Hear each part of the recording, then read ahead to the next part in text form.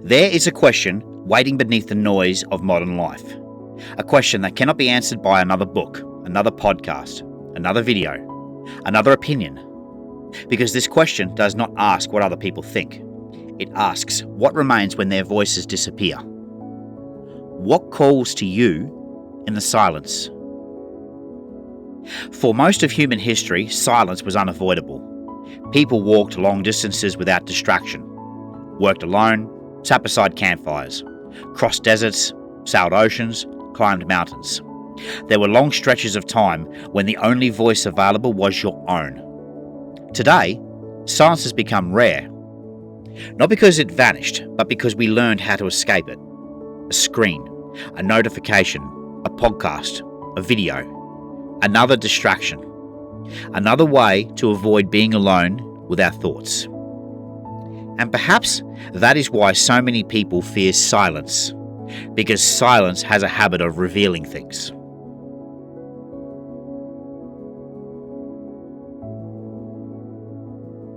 Imagine standing alone on a mountain ridge.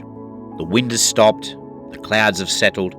There is no conversation, no music, no phone, no demands, no audience.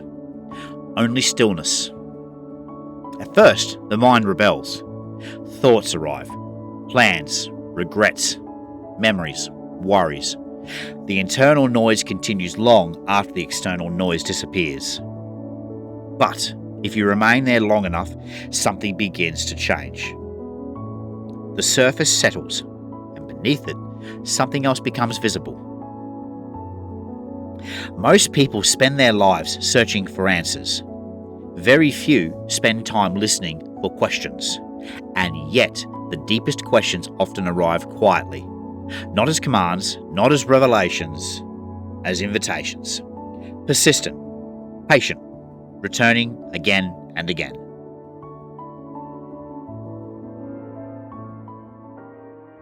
Think about the ideas that never completely leave you.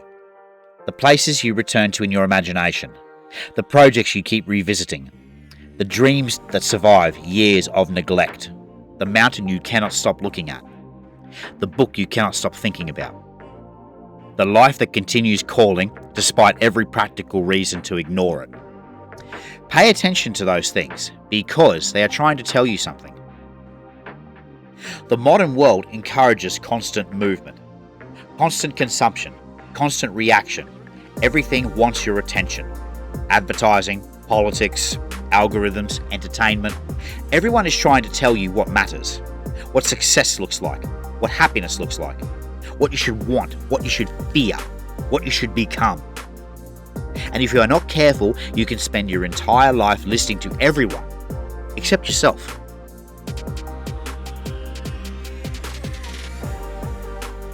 This is why people seek wilderness. Not because mountains contain answers, but because mountains remove noise. A mountain does not care who you are. It does not care what you own. It does not care how many followers you have. It does not care about your reputation. The mountain strips those things away. And once enough noise disappears, something else becomes audible. Perhaps purpose is not something you find. Perhaps it is something you notice. Something that was already there, waiting, not hidden, just buried beneath years of distraction.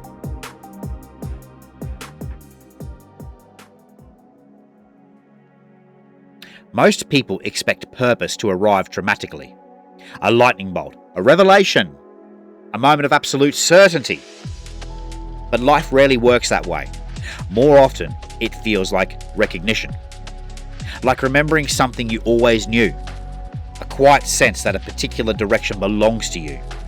Not because it is easy, not because it is profitable, not because it is impressive, because it's yours.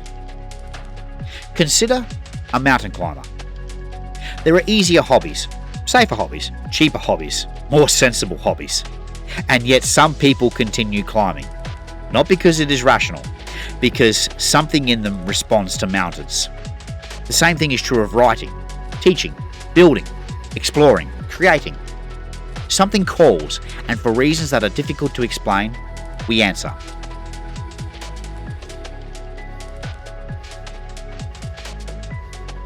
This does not mean every desire should be followed or every impulse trusted.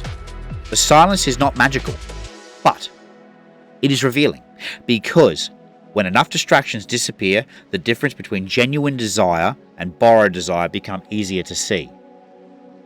The difference between your path and someone else's path becomes easier to see. The difference between noise and signal becomes easier to see. And perhaps that is what this entire journey has been about.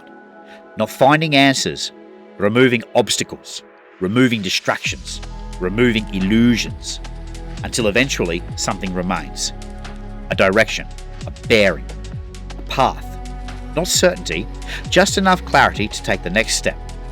And then another, and then another.